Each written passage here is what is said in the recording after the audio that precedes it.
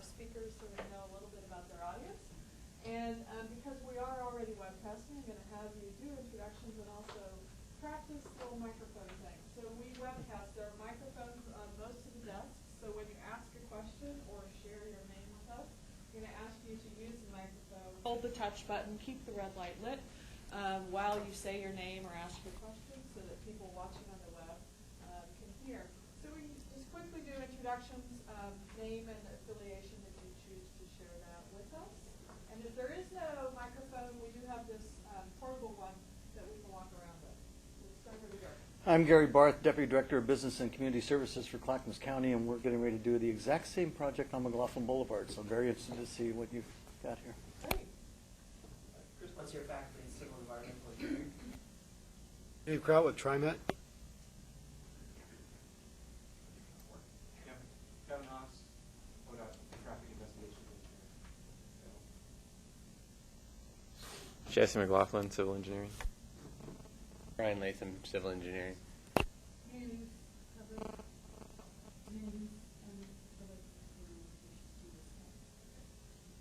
Sharon White, City of Portland, Office of Transportation, and one of the staff members working on the 82nd Avenue Roses High Crush Corridor project.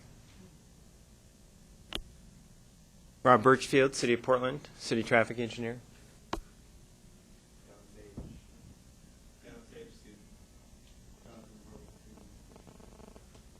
Josh Lehner, economics student.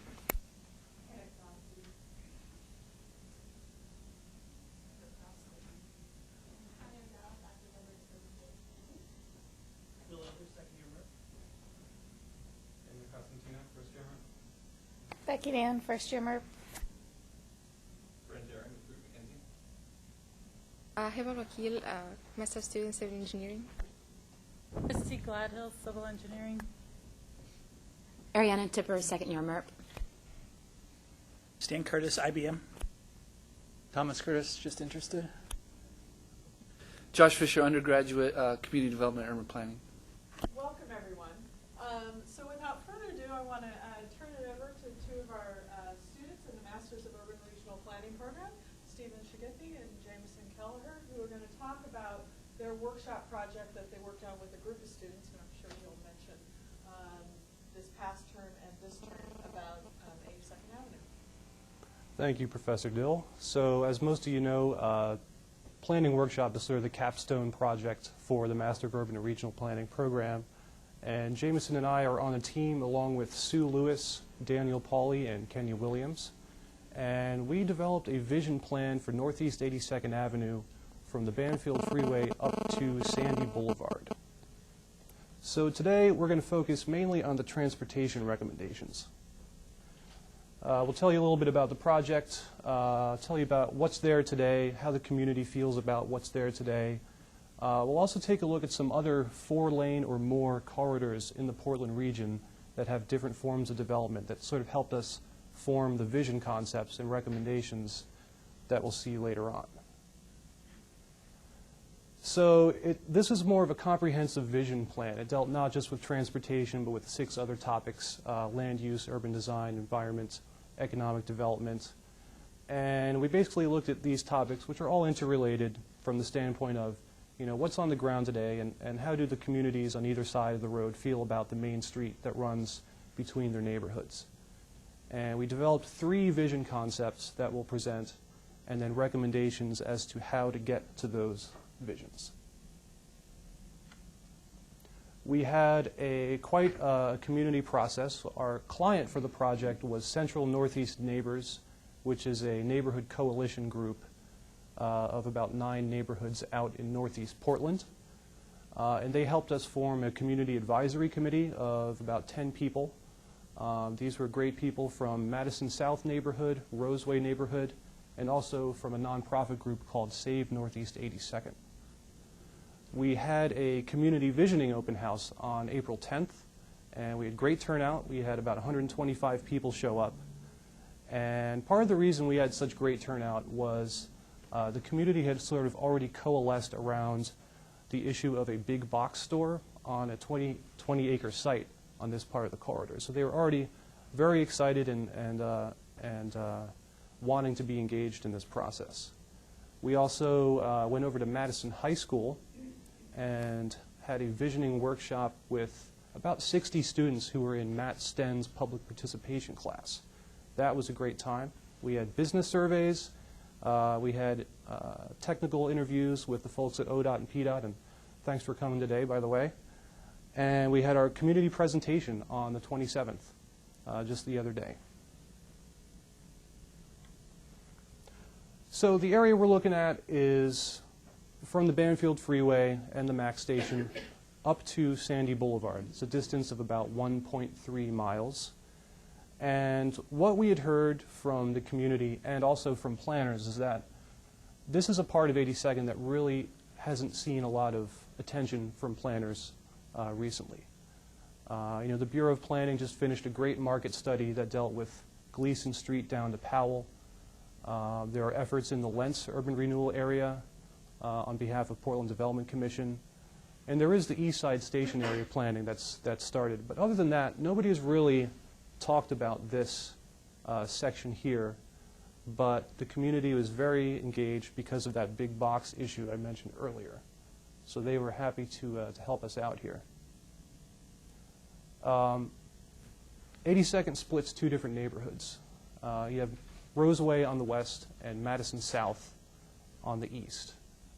And they're established neighborhoods. They're doing well. Roseway developed sort of in the 1920s. Madison South developed after World War II largely, so you have a lot of sort of mid-century sort of ranch type of housing there. And the housing stock is starting to turn over there from the families that originally built homes there. And there's a lot more, there's an increasing presence of an Asian community, and particularly Vietnamese, who are also investing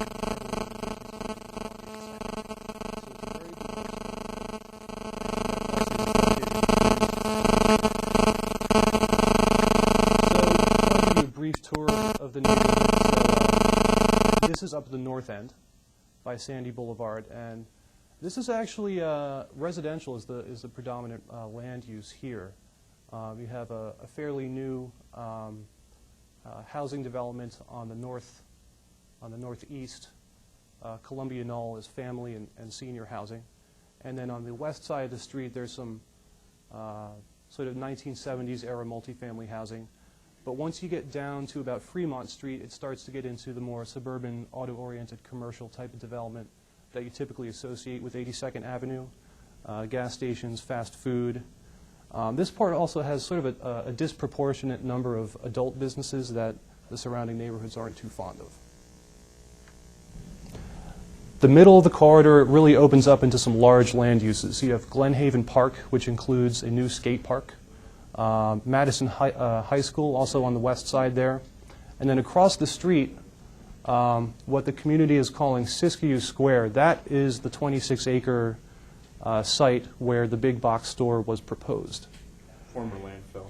Yeah, it was a gravel quarry, and then it was a landfill, and then it was a driving range, and now it's just sort of sitting there with a lot of geologic and environmental issues to deal with. Yes.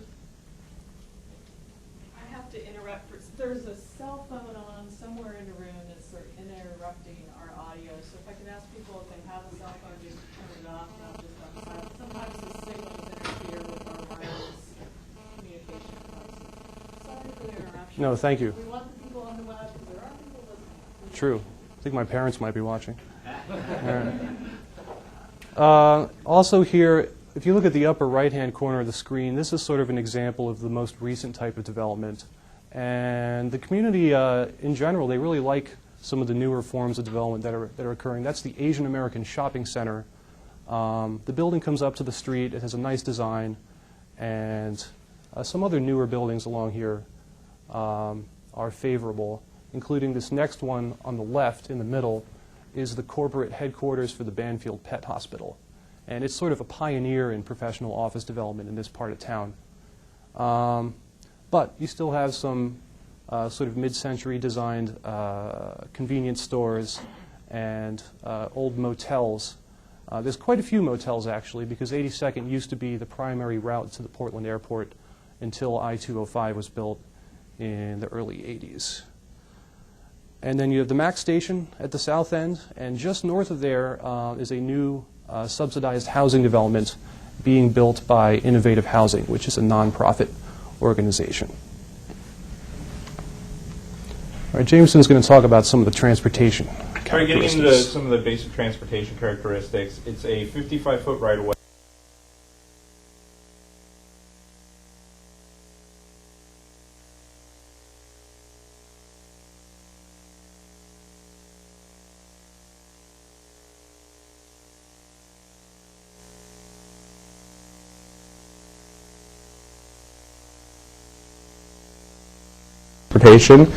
They split costs of maintenance and operation. As we said before, it's 1.3 miles. The ADT count at Fremont is 23,900. According to the Metro forecast, there's going to be about a 12% increase, which would, for comparative purposes, put it about where Southeast 82nd is now, which is roughly around 30,000 a day. The speed limit is 35 miles an hour. The 85th percentile speed is around 40 or so, so it's not going too fast. Hardly any trucks, less than 1%, and there's the curb line. As we mentioned before, the 82nd Avenue was subject to the high crash corridor study and now the safety action plan. 82nd is one of the worst corridors in Portland as far as crashes go. Our section tends to be a little bit better than Southeast 82nd. For example, Fremont Street is the worst intersection in this north section at 60 crashes, but that wouldn't even put it in the top 10 in Southeast 82nd. And that's in the 10-year period. The crash corridor is currently in the implementation stages. The ODOT and PDOT are working on designing. The first phase is primarily pedestrian islands for the unmarked intersections, and they're currently in the design stage. I think they've gotten 3 or 4 of the 6 sites designs approved. Sidewalks, the zoning calls for 12-foot sidewalks in the area because it's a walking corridor. Currently they run from about 4 to 6 feet. And as you can see, there are poles, there's some trash cans and stuff, so they're not ADA compliant. The high crash corridor plan calls for adding several hundred curb cuts along for the entire stretch of both Northeast and Southeast 82nd. The picture there on the lower right, that's what code calls for now. If you have new development along there, as Jamison said, 12 feet with individual tree planters. So definitely a lot of improvement over what's there now. Crossing Northeast 82nd, this was a big issue when we did our open houses. We did some comment mapping exercises with both the public and the high school, and it was really probably the biggest concern as far as traffic safety went. There's 6 signalized crossings in the 1.3 miles, but there's a lot of places, especially the high school students really felt like there was really a lot of stretches where there was no signalized crossings, and they ended up, a lot of them just ended up jaywalking because either the lights weren't responsive and they were waiting too long if they stayed at the signalized intersections, or there wasn't a crossing at a convenient spot to where they were trying to get to. Besides the high school, there's also a lot of employees at the pet hospital headquarters that cross the street, and then the MAX station is pretty notorious for people running across the overpass to try to catch the buses, because the buses are, if you haven't been there, the MAX stops actually below the overpass, the I-84 overpass, and then the buses stop on top of it, but the buses stop on the wrong, in order to get to the buses you have to go the opposite direction to get to the signalized intersection, and not a lot of people do that, especially if there's a bus waiting. And so you'll get just big groups of people sprinting across the street, or if they're high schoolers, strolling across the street. And it's not a far distance to that signal. It's basically an interesting observation, human behavior. You know, people don't want to go what it's probably 50 about, feet. Yeah, maybe not even that, but it's definitely an issue. So, and then these two are the places where people really wanted to cross and where people tend to jaywalk, but there's not a signalized intersection. And that northern one is actually going to be the site for one of those pedestrian islands. Bicycles, people are basically terrified to ride their bicycle on 82nd. I think out of the 125 people, I think one person admitted to riding on the street down 82nd. Everybody, even the everyday bicycle commuters, ride on the sidewalk or try to find alternate routes because it's just, there's not much room. The traffic's going pretty fast. There's a ton of access issues, as we'll get to later with driveways and such. And so it's really kind of a mess as far as bicycling goes. There's also a skate park out there, and most communities don't have to deal with this or don't really address this, but a lot of people in the community end up riding their skateboards down the sidewalk. And when you only have 4-foot sidewalk, that creates some problems with pedestrians, and it also creates problems if they're not getting off the skateboards to go across the intersections, or if they're riding their skateboards across the street. So it's just another kind of issue that's particular to this section of 82nd. Northeast 82nd is pretty well served by public transportation. The number 72 bus runs from Clackamas to the airport. No, it goes over to Swan Island. It Swan Island. hangs a left on Killingsworth. It's got the most frequently ridden bus route in the city, with almost 2,000 daily boardings. That's just in one direction. In one direction. And it's a frequent bus. It's 5-6 minutes during the day, 15 minutes at night. The Madison High School and Columbia Knoll are big kind of generators of transit activity. Columbia Knoll is a retirement and family housing. Retirement and family housing. And then the 33, the 19, and the 12 all cross 82nd going east-west at various points. And the MAX station is down at the south end with 2 lines currently running through, and the green line should be running through that station. The MAX station is currently, they're just getting started on the east side station area planning. I think there was a walkthrough at the 82nd site 2 weeks ago. So there's some serious safety concerns there because it is under the overpass, and they have started to implement some stuff. There's some stuff out of the high crash corridor plan that calls for better lighting at the MAX station, and the Office of Neighborhood Involvement CEPTEDS program, I think, has managed to get a police kiosk to be located down on the platform there to hopefully help out with some of the issues at the MAX station.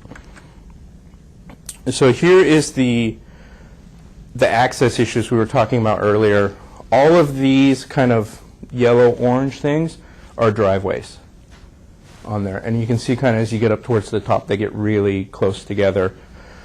Technically, as a state highway, the minimum requirements for access are 350 feet. But some of these blocks are only 400 feet long. So you've got an issue. You've got a conflict between the state highway regulations and the fact that you're not legally allowed to landlock any property owner. And so there's currently a process going on between ODOT and PDOT to review the design standards for 82nd, because ODOT has recognized that it's not really fit their highway standards, since most of them are rural, and so they're trying to come up with some new standards to better address the access issues and some of the other problems that Northeast 82nd has. The parking. So here is a layout of one of the blocks. This is Glenhaven Park here, and Madison High School is just below this.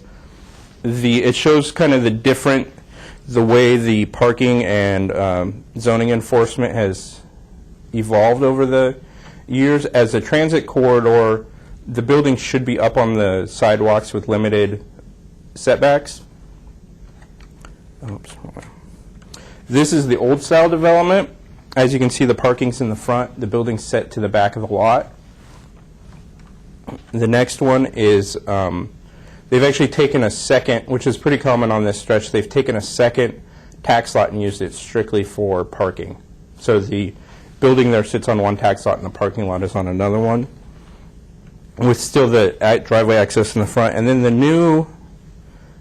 newer style is with the short setbacks and then parking in the rear. And then the best design is with no street front access. Here the access is off of Siskiyou, and then the parking is in between the buildings, but they are with short setbacks on the main road. Here's just a general air quality map that we've got. As you can see, the kind of the nexus of the 84 and the 205 with a lot of carcinogens there. This other map on the right is the basically the foliage map. The purple dots that run up along the street are street trees. So you can see down here where we've had new development, or the park, and this new development here, which is the Asian American Shopping Center, has good street tree coverage, but kind of as you get up north into the older develop, you've really got huge stretches where there's no trees at all. Professor Vivek Chandas here at PSU developed the data for that map on the left, and he is, along with other researchers, are releasing this article, The Gentrification of Cancer Risk. So keep an eye out for that. It's supposed to be released in June for the entire region. So this is a picture of the comment mapping we did at our open house. We asked people to identify where they used crosswalks, where they rode their bike, where they used transit, and then places where they felt there was safety concerns. You can see the max is a big issue. The green is the transit, where they use transit, and then the yellow is safety concerns. So that's a big issue. And then up by Madison High School, there's some more issues.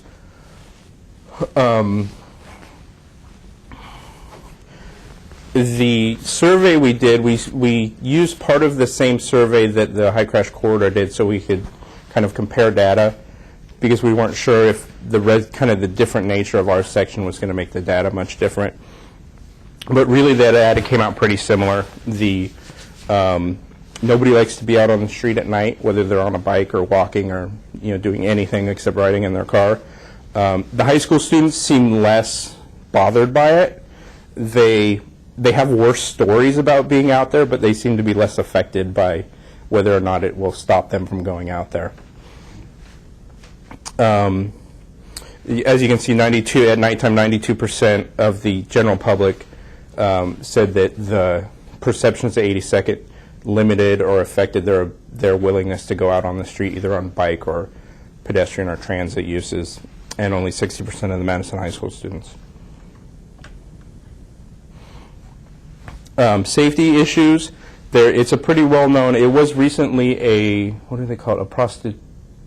It was an enforcement zone for prostitution and other crimes. That just got lifted a couple of months ago. So that was the personal safety, especially with the high school girls that we talked to. They all had stories about being kind of harassed on the street. And then general pedestrian safety issues as far as crossing and traffic goes, and red light running and speeding.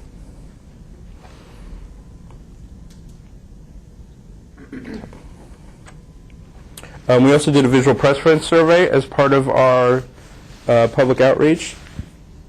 And so we give them 3 options, have them pick the one they like best. These are just the transportation ones we'll go through quickly. For sidewalks, they preferred the bioswale to the continuous planter strip and the individual tree planters. Crosswalks, they preferred the patterned crosswalks.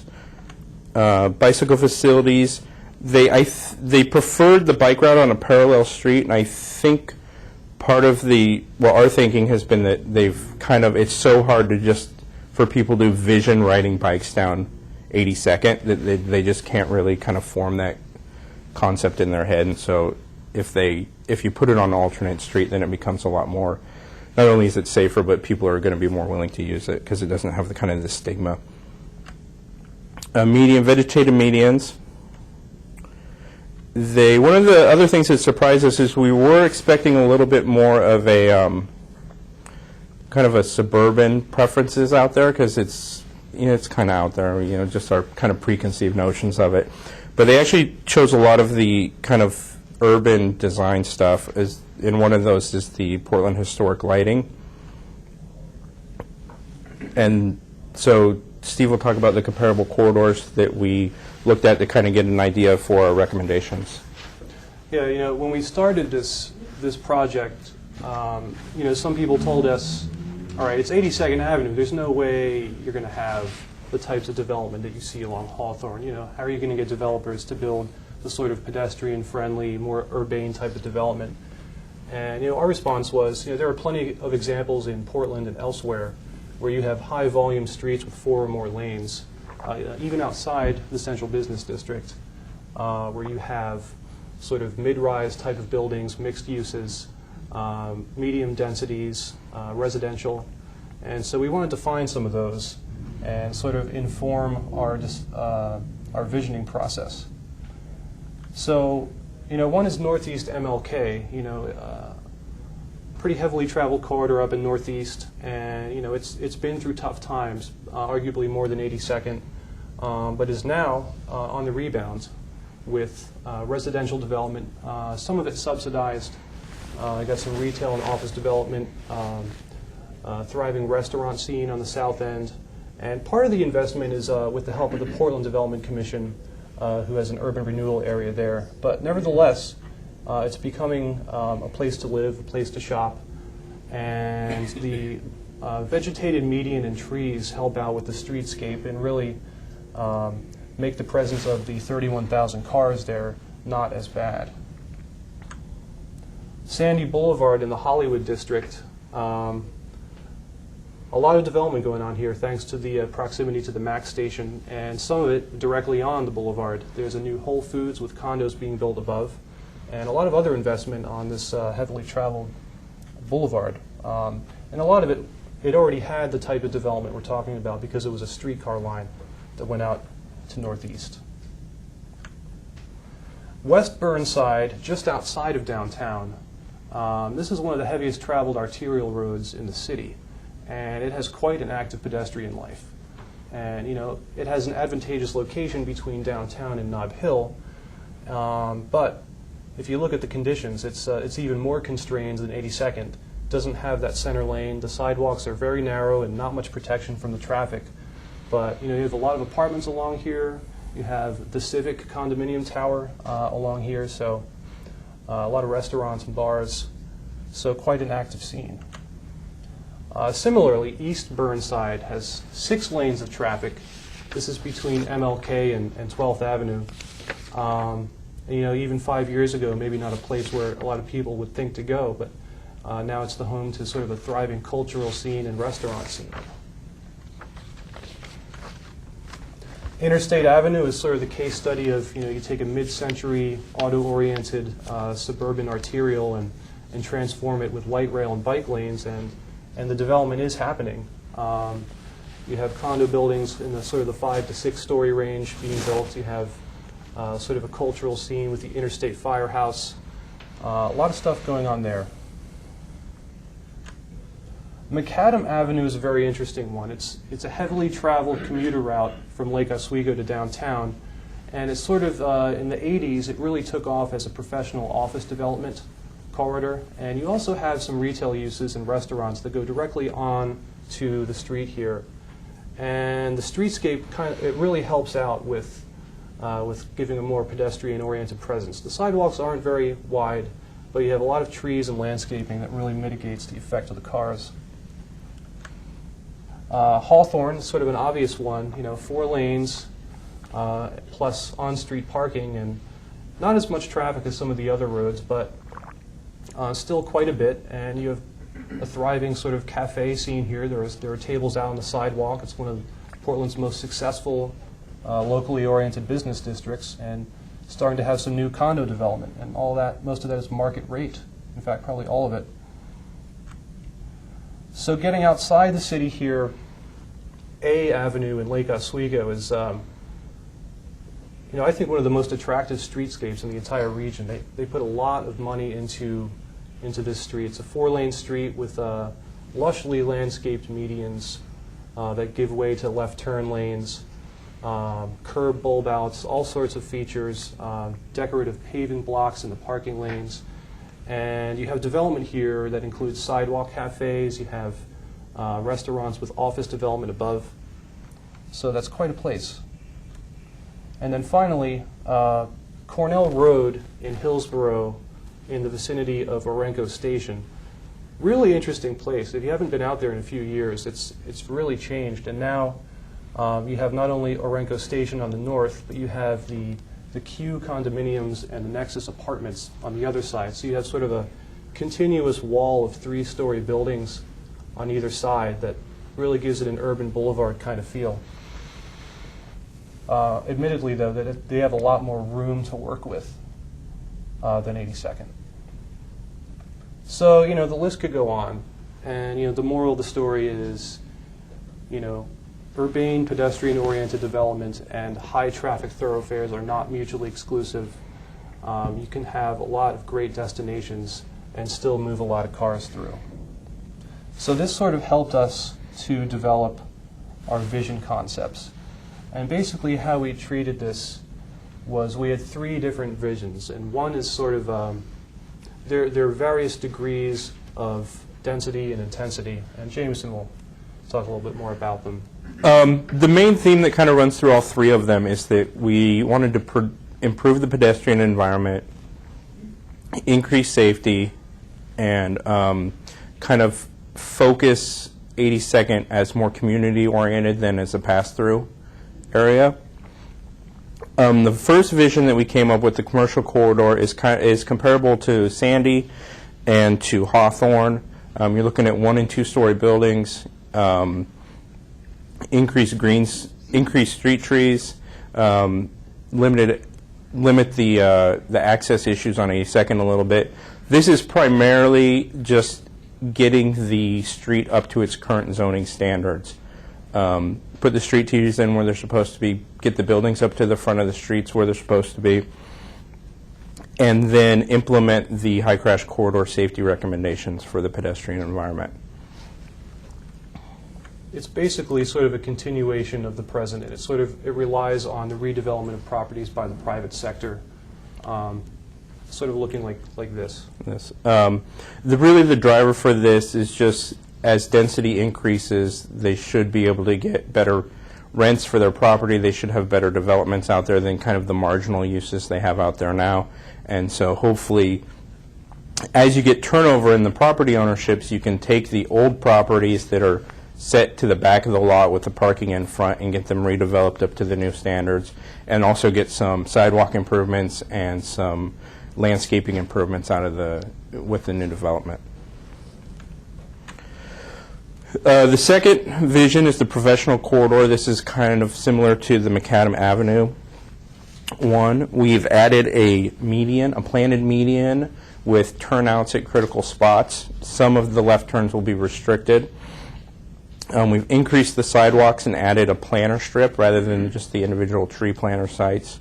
Density has increased to 2 to 4 stories with mixed use, primarily office, on the top. This is really trying to take advantage of the proximity to the airport and hoping that as the airport business increases and as density increases, that you can get some kind of commercial development out there oriented towards office space, professional spaces, and things like that. And what's great is that you have the Banfield Pet Hospital corporate headquarters has already sort of been a pioneer, and it's really started the ball rolling as far as this type of professional office development. So here's some pictures showing the density and some other examples of kind of similar ideas that we're hoping to hopefully get implemented out there. Vision 3 is the big one. We've taken away lane of travel. We've put a streetcar in. We put on-street parking in. We've got 3 to 5 story mixed use with residential and commercial on top, or residential and office on top and commercial on the bottom. We barely squeezed the streetcar in there, but you can do it. The Seattle streetcar for 2 tracks has a 19-foot right-of-way, and in some spots, and so it would take some creative engineering out there, but we think you can put it in. 82nd is one of the streets that made the first cut of potential streetcar lines in the future. And we brought this up at one of our community meetings, and they said, let's give it a try. Let's put it in here. And so it could connect. Sandy also made the cut, so it could connect to Sandy, or you could run it all the way up to the airport if you wanted to. And really, kind of the vision of this is that if you can get the massing out, get the traffic slowed down, and get the people out on the street, that you can solve a lot of 82nd's kind of long-standing issues that they've been dealing with decades, as far as the solicitation and the crime and the safety issues go out there. And so this is kind of the manifestation of everything that the community wanted and that we think would, with kind of the limitations of what we think. Granted, it's on the very far end of what we think you might be able to do out there, but it should be possible under the right circumstances. So there's a streetcar going down the center of 82nd. That is 82nd and Fremont. Oh, that photo simulation is Klickitat in 82nd, which is currently a vacant lot. This is one of the big issues out there when we started planning the Szigethy site, the old landfill. And one of the designs we tried to come up with was, rather than just a giant warehouse-type box out there, is to break it up. Put the city's desperate for employment, which is the current zoning on the site.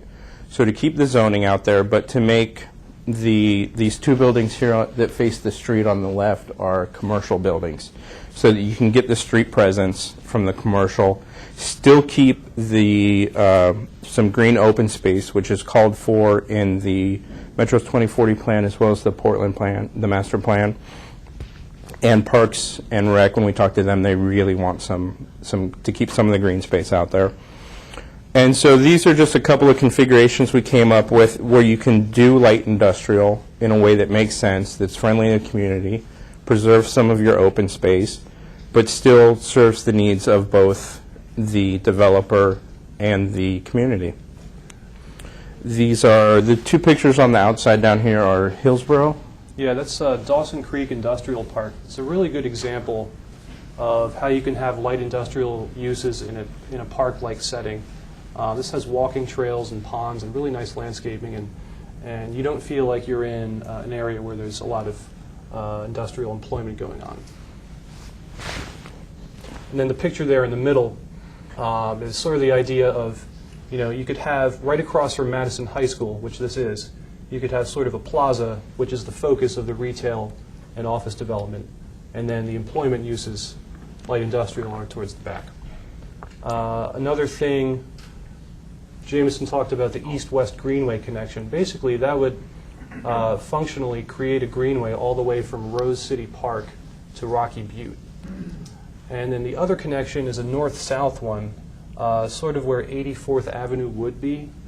And what that does is it creates more parallel options for bicycles as an alternative to 82nd Avenue. So some of our recommendations. Clarify ODOT and PDOT rules and responsibilities. As I mentioned, they're already in that process, but just continue to work on that.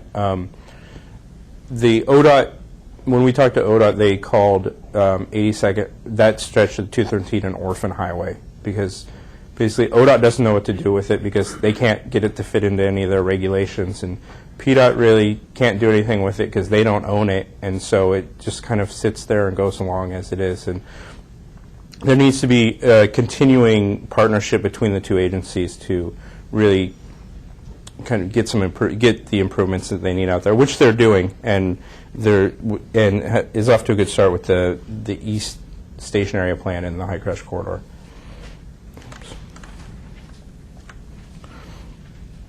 So as I mentioned, continue to implement the High Crush Corridor Safety Plan, along with the CEPTED principles, which I've mentioned before. And that is crime prevention through environmental design, which is run through the Office of Neighborhood Involvement.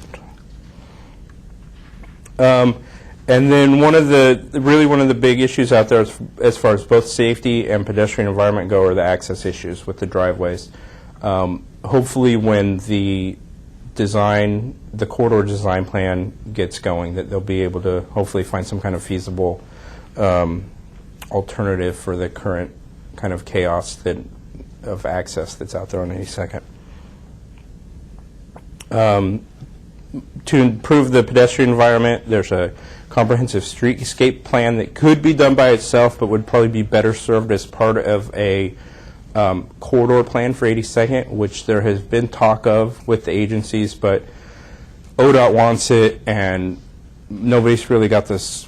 It's such a huge project to do a corridor plan for 82nd Avenue from city line to city line that nobody's really got the resources to do it yet, and so hopefully they'll be able to figure that out soon. But part of that would be a streetscape plan, which would include median islands and pedestrian crossings, planter strips, banners and lighting, kind of as a community improvement.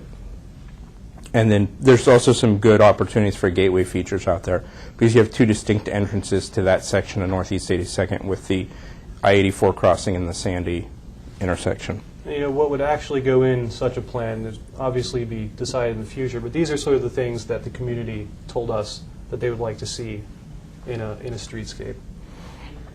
Recommendations for bicycle facilities, parallel bike boulevard, as we discussed earlier, the East-West Greenway Trail, if hopefully they can keep that in the SIS-U site and make it accessible for bicycles. The Sullivan's Gulch Trail is being built. It runs down here. Or being planned. Being anyway. planned. And so you could connect that and make it a part of any kind of bicycle and pedestrian plan that you come up with out there.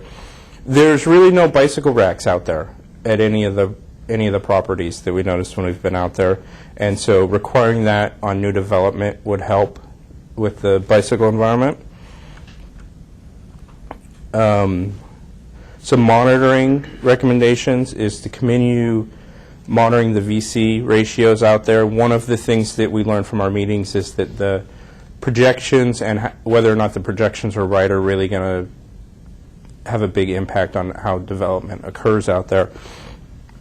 And as we said, there's a 10% increase didn't seem very high for us, considering there's supposed to be 1 million more people in the region in that time period. So it may be possible with that third option, it may or may not be possible to restrict one lane of traffic depending on the VC ratios, but it's something that hopefully the agencies can keep an eye on so that they can kind of keep that possibility open if it is one.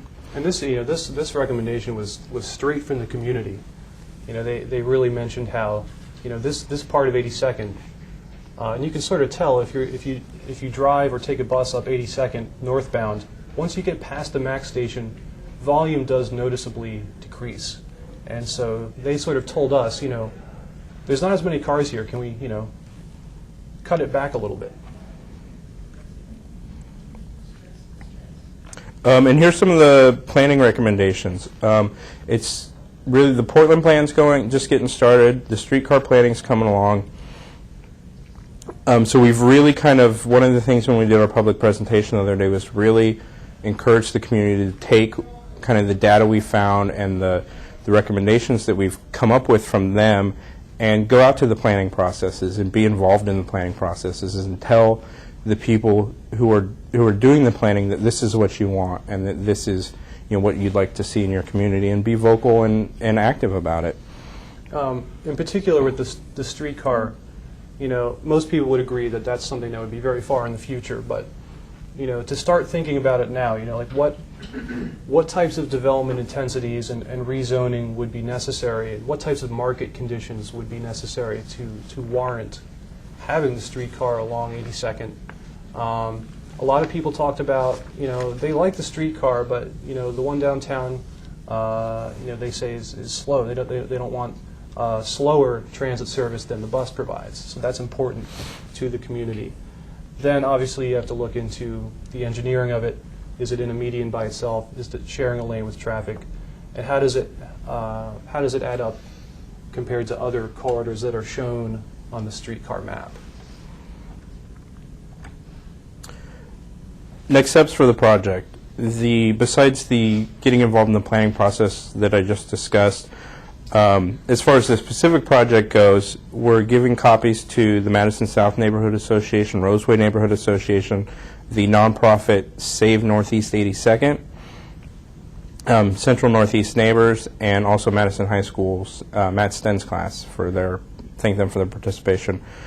And as I said, we really hope that this document kind of serves as a foundation for the community that hasn't had much planning going on out there to be able to kind of start the process and use it to get them, to kind of something to kind of consolidate their view and something to take it with a unified voice to these planning processes so that they can help, get what they want out of the processes. And not just with public sector planning processes, but also when individual properties become redeveloped, especially that 26-acre site at Siskiyou Street.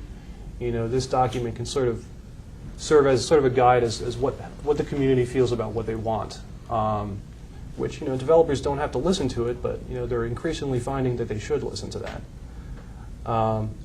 The document will also be available in digital format, and we'll get them out to the various agencies that we talk to as well, and anybody else who is interested. And I believe the portal for getting that will be the Central Northeast Neighbors website. That's all we have. Before we, open it up to questions, I just wanted to thank the rest of our team for their contributions. Kenya D. Williams, who really focused on some of the nice graphics you saw. Sue Lewis, very much involved in the community input aspects, and Dan Pauly dealing with a lot of the land use aspects in the interviews with agencies. And finally, for Professor Dill for giving us the opportunity to present here. We really appreciate it. So we thought we'd open it up. Any instructions? To remember to use the microphone. If there's one not working near you, and Chris is going to play the document. Hey, you know what else? We also have Bill Barber here from Central Northeast Neighbors. He was our client, and a big thanks to him and Sandra Lefrancois, who really guided us through that. So in the back.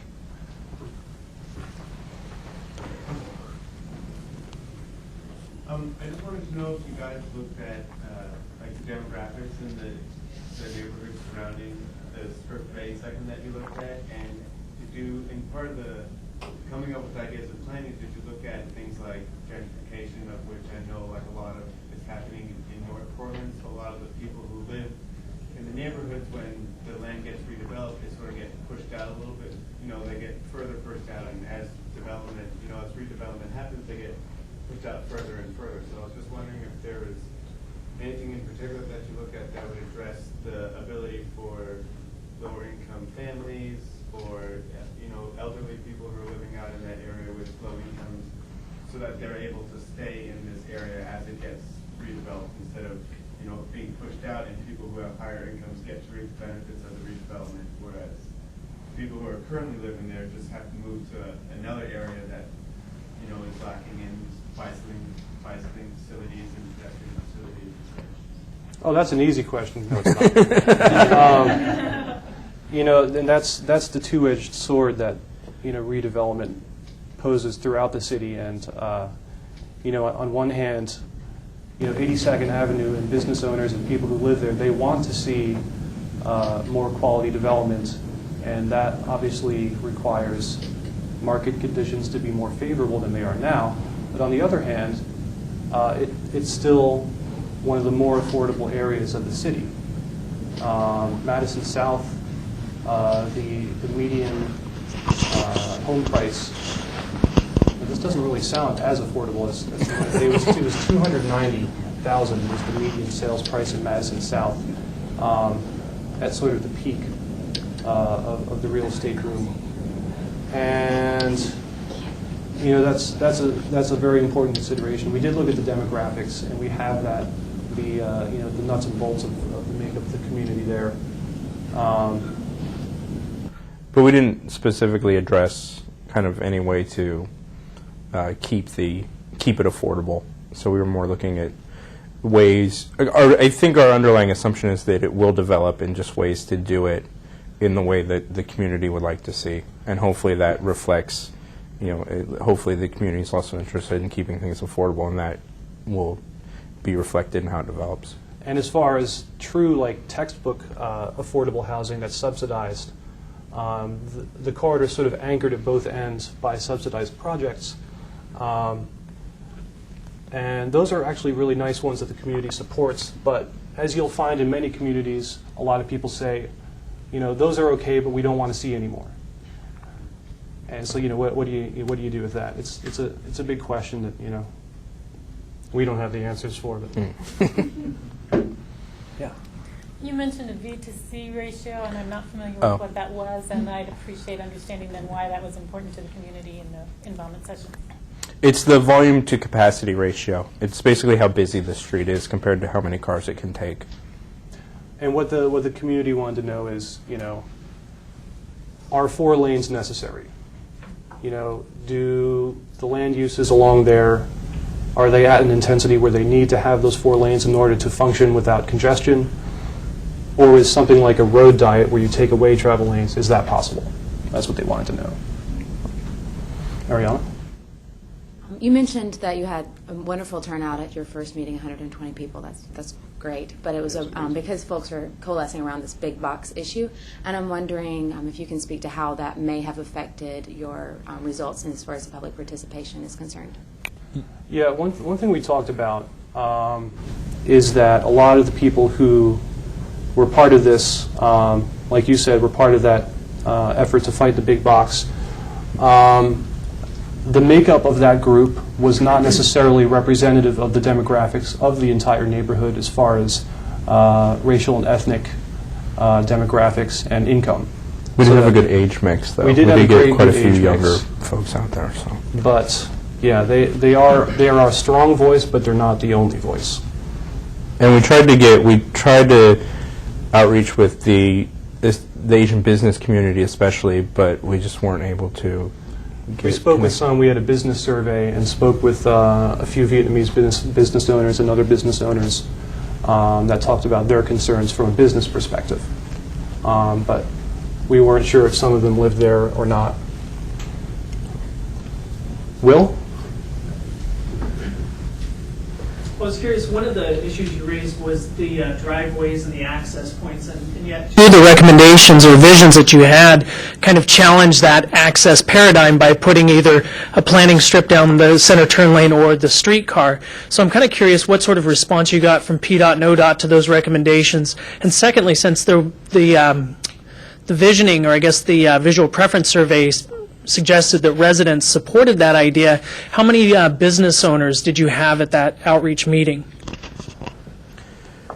PDOT and ODOT weren't too, they understand that there's access issues out there, and they know that it's a safety issue. And so their concern was more, when we talked about the median, their concern was really whether or not there was room for it, because they had talked about trying to put in some kind of a divider between the, rather than just the painted stripe, put in like the turtles or something, and they didn't feel that maybe there was enough room out there for it. But they're generally, I think, supportive of restricting some of the access because it is such a safety concern for both pedestrians and vehicles out there. What was the second part of the question?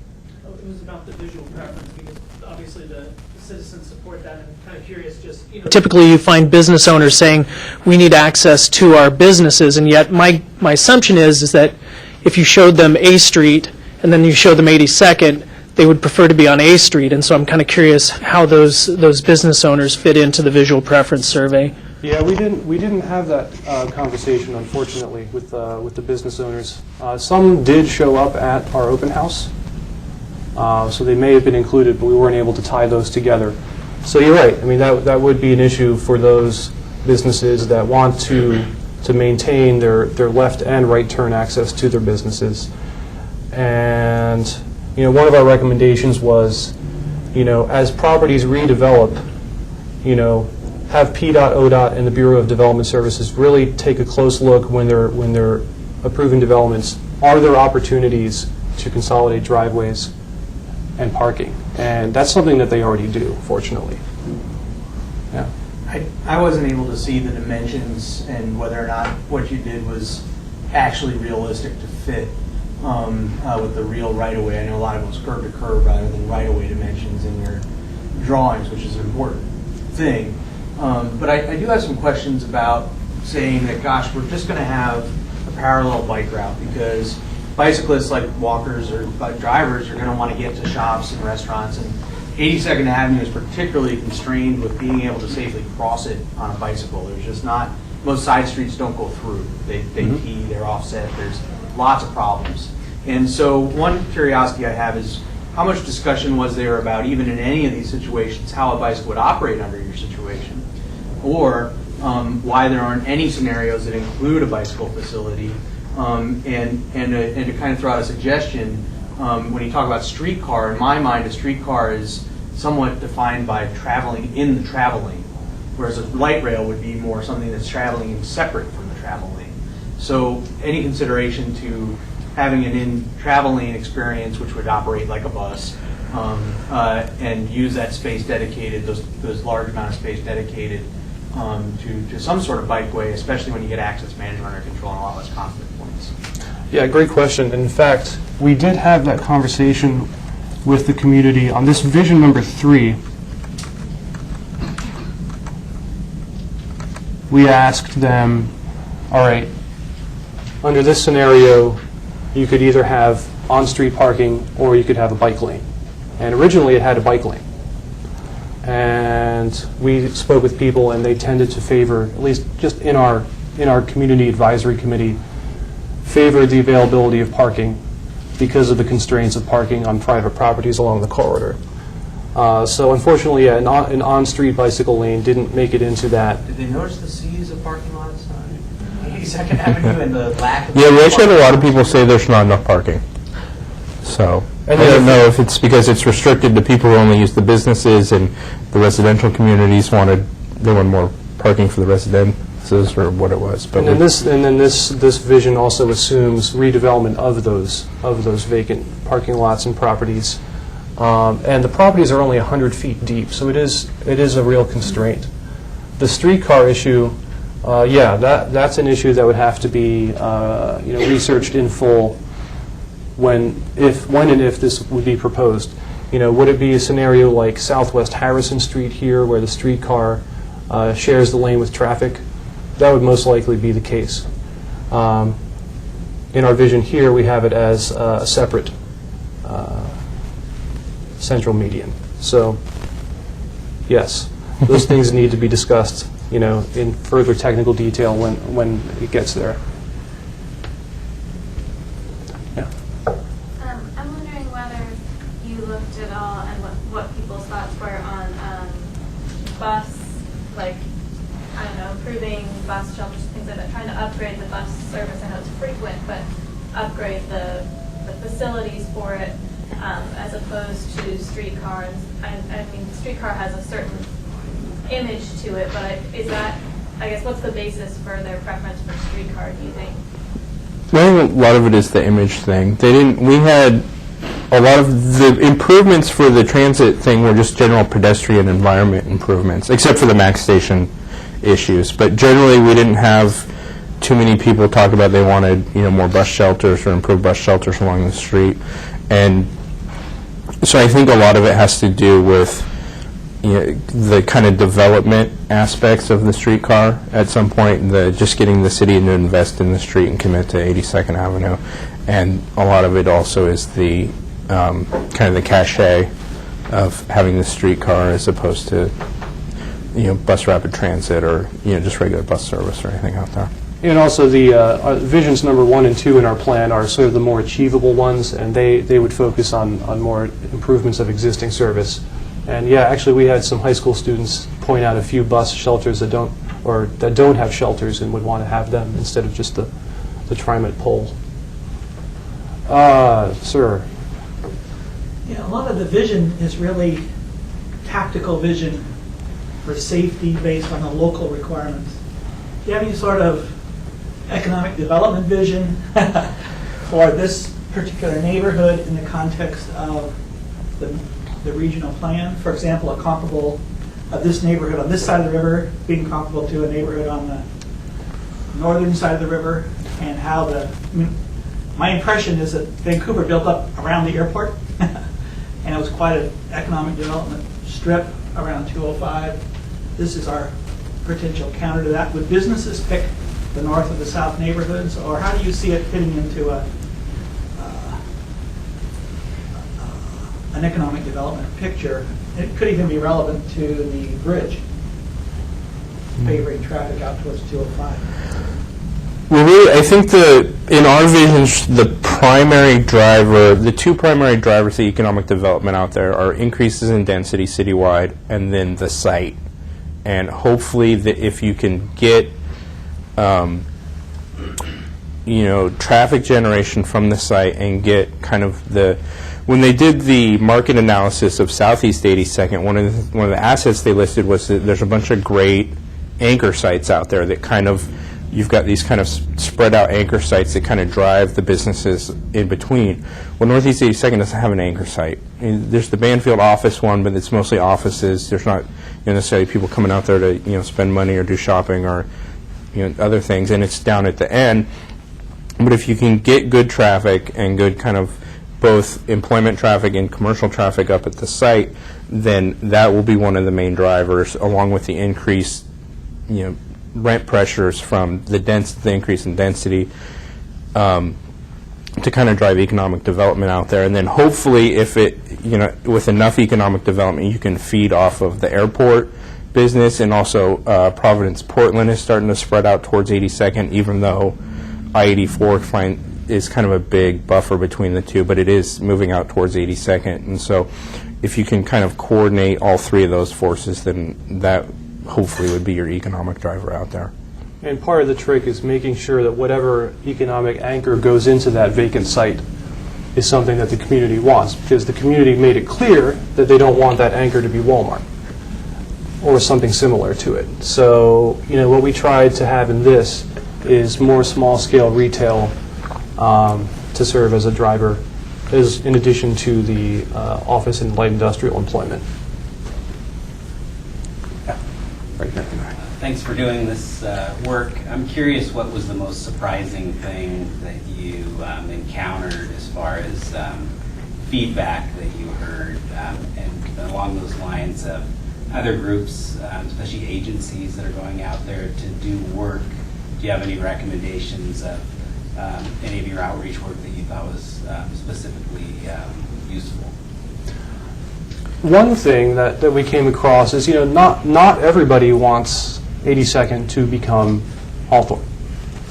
Some people really appreciate sort of the eclectic mix of businesses out there, the fact that you can have a drive-through, the fact that you can, and even more so that space is affordable out there, and entrepreneurs, and particularly in the immigrant community, are able to start businesses out there with relatively low startup costs, and where they couldn't really do that in other places in the city. So that's one thing. We had a guy tell us, oh, I love Popeye's chicken. I go to McDonald's also. That not everybody is living the so-called Portland dream. So that was one thing that we came across. I don't know. My biggest surprise was the stories from the girls at the high school, and how many of them had been harassed, and even some of the men at the high school who had been kind of followed and harassed on the street and stuff. So that I think was the biggest surprise. As far as other agencies, and I guess my recommendation would be, even though the nonprofit out there is not real representative of the community, they are really well organized and they are really active, and to kind of involve them in whatever because they're probably even more organized than the neighborhood groups. Yeah, I think. And so, and they're kind of interbred with both the neighborhood groups, and so to use them, understand the limitations of using them, but it's really a good resource out there as far as neighborhood involvement and the community outreach stuff goes. Yeah, get them on your side. They used to be called Save Madison South. Now they're called Save Northeast 82nd. Great group of people. Mr. Bill.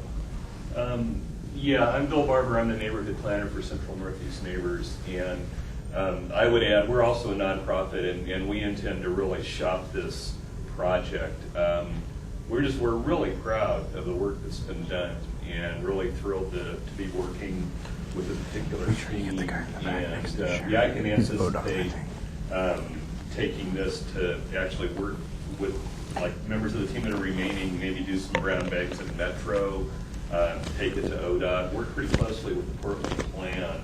And then I would add too, just speaking from the staff at Central Northeast, we love to work with students at Portland State. So when the next round of projects come up, keep us in mind. So thank you very much.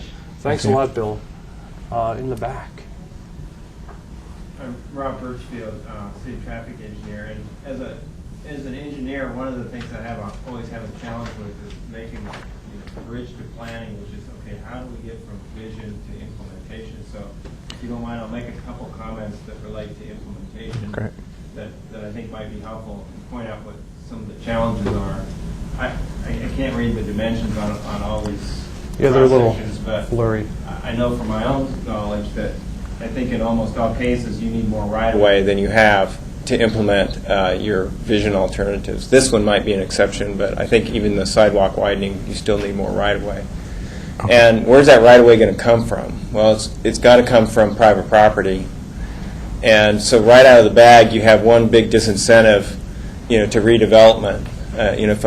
If a property owner comes in, wants to redevelop, and the first thing you tell them is that you want 10 foot of their frontage, you want 10% of their site to be dedicated to public right-of-way, they're not very happy about that prospect typically. They're going to be looking at practical things in terms of their site and what they lose with that. So how do you get that additional space to make the kind of street you want?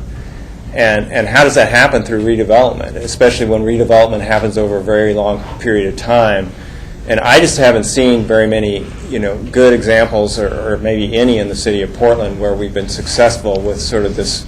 We'll get it through redevelopment kind of strategy, because it just seems, in a city environment that's already pretty much built out, you just don't have the pace of redevelopment where you can rely on that. Another thing that I would comment on regarding the consolidation of access, it's when you have relatively small parcels, again, it's difficult and really not very practical, because that oftentimes involves legal agreements, for shared use of access. And when these properties typically already have a right of access that's been essentially granted to them through a historic access process, they're not very likely to want to give that up. And so getting that consolidation access, I think, is difficult. So those are a couple comments that I would leave you with. Great, thank you. I want to speak to the first comment. You're absolutely right. But in fact, we actually maintained the 55-foot curb-to-curb measurement for all three of our vision concepts. For example, this one, sorry about those dimensions, they're hard to read, but this one actually maintains the 12-foot curb lane and 10-foot passing lane, and then the 11-foot center turn lane is replaced with an 11-foot median. The sidewalk improvements... that's what I'm referring to. Okay. Those sidewalk improvements really have to be in the public right-of-way. Right. And you don't have the right-of-way to do that. Right. Well, what's been happening with the most recent forms of development, let me see if I can find...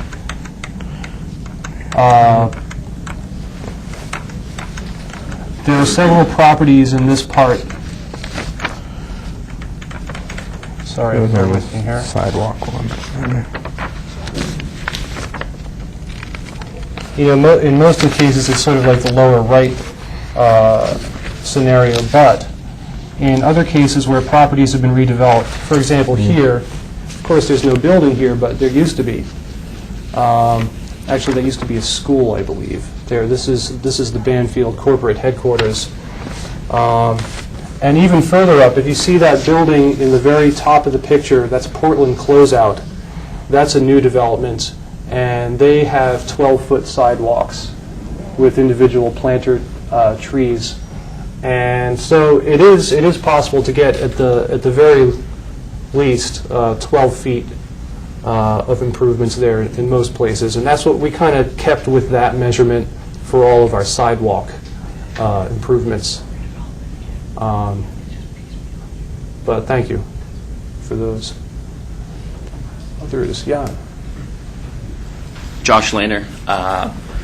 I had a question. I want to go back to the economic development issues for a while. You've done a lot of great cultivation dealing with the residents and some of the business owners, and those are like demand side factors.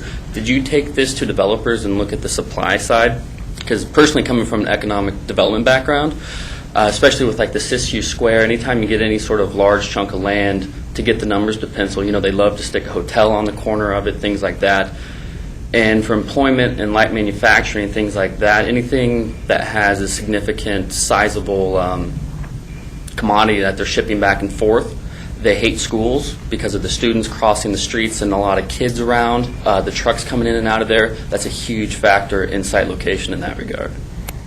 Yeah, I mean, that's probably one of many reasons why the site still sits vacant. Also, the incredible costs that will be involved in remedying the geologic and environmental situations there. One thing that people talked about is access to that site. There's a traffic signal right across from the high school, and that would probably involve some of those problems that you talked about with students crossing. The other option is to have trucks go up to Siskiyou Street, which is that third star from the top. There's a signal there. However, people who live in that neighborhood there are not a fan of that scenario. So that's definitely a major thing to think about, and also some of the larger issues that you mentioned. Anything else? Yeah, we didn't get too much into the supply side issues. It was mostly looking at it from the community standpoint. So, I mean, those are definitely issues, and we point them out as issues, but we didn't get into what to do about them necessarily. We have a lot of web questions, but I'm going to try to limit them because we're about out of time. And someone wrote in that they're intrigued by the map displaying the highway-related air pollution. And did you get any sense from the community that air pollution was a concern? And it seems like one of the adverse effects of encouraging more pedestrian activity is perhaps more exposure to air quality.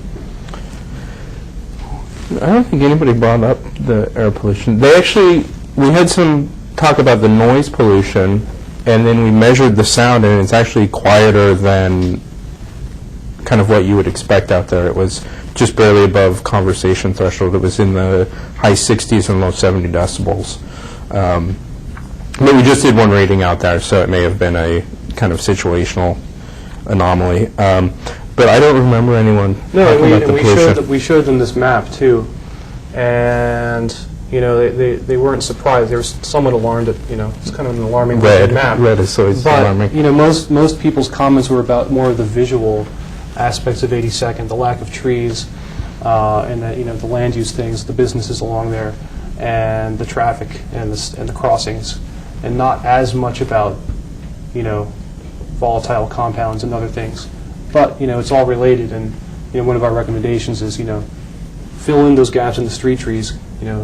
They have that, that option of sequestering some of those pollutants. Any other ones on there?